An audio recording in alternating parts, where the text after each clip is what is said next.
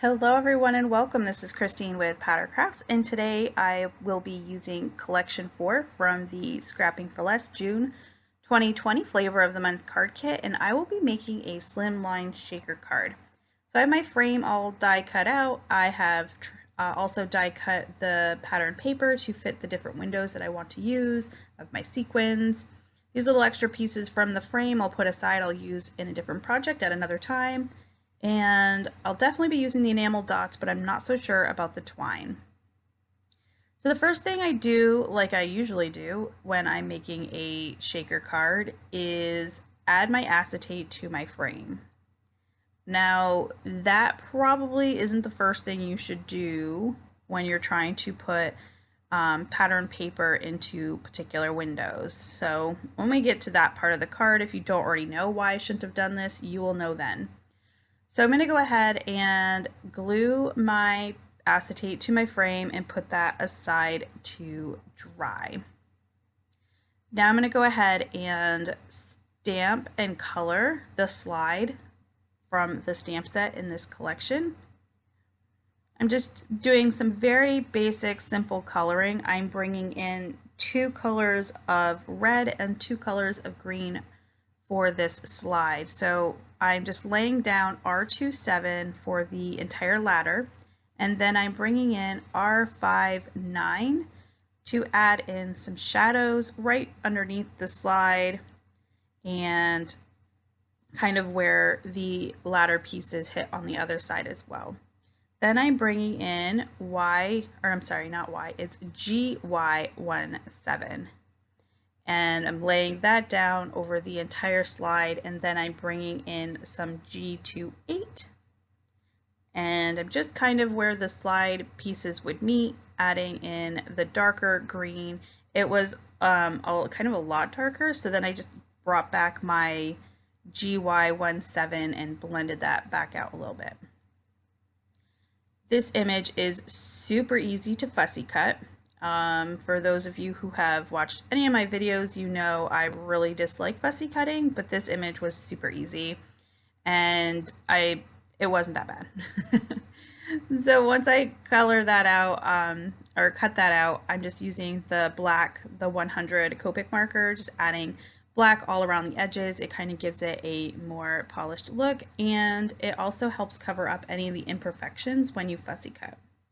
Then I just added a little N1 between the ladder because the paper was just super white and I didn't want it to be.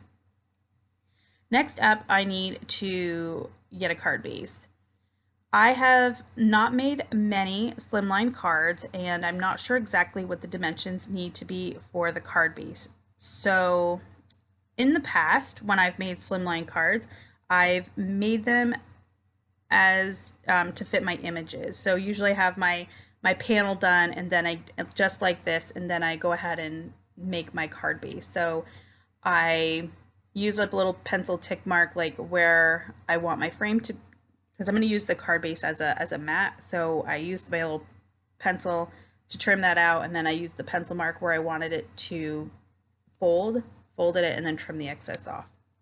I'm sure there's an easier way to do it, but that's how I do it. Now, same here. I should have put my acetate on after I added these pieces because it was a little bit harder to put those on. If I would have just had the acetate not glued, I could have just popped them in the window piece, adhered them well, and moved on, but I did not do that. So I had to lay the frame on the card base and kind of tuck them in underneath. They just have a little piece of tape runner right now holding them. In a few minutes, well, not literally a few minutes, but in a moment you'll see I grab some liquid glue and kind of squirt it underneath so that I can glue them a little bit better onto the card base. Now I'm adding my foam adhesive. I'm only adding 1 layer. I'm not a big fan of this foam adhesive. I loved it for a long time, but they have changed how they produce it. It's not the same foam adhesive as previous. I'm not exactly sure why they felt the need to change it, but they did. It's super hard to cut. These scissors I only use for trimming it because it's so sticky. I would have liked to have been able to just trim an entire long strip for each side and the top and the bottom, which I would have been able to do with my old roll, but I can't do that with this new roll, so I kind of have to put all these little pieces on there.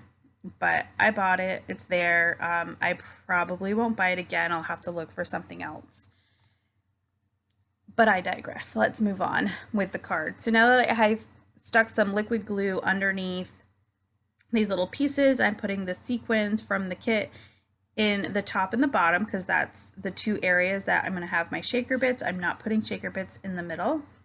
Now I'm going to go ahead and take off the backing to all of this foam adhesive, and I'm going to stand up over the top of it and try my absolute best to get this down correctly. And I'm pretty excited because I think I did a pretty good job making sure that all lined up. Like, I definitely sighed a big sigh of relief when it was stuck down and I looked at it and it was exactly where it needed to be. So anyway, just finishing off by adding the slide there to the middle and these enamel dots all over the card. I have tons of enamel dots and I need to use them, and this card can definitely hold them all. So this is my project for today. Thank you so very much for watching this video. If you liked this video, please don't forget to hit that like button. If you'd like to see more cards made by me, please go ahead and hit that subscribe button. But until next time, everyone, have a great day. Bye.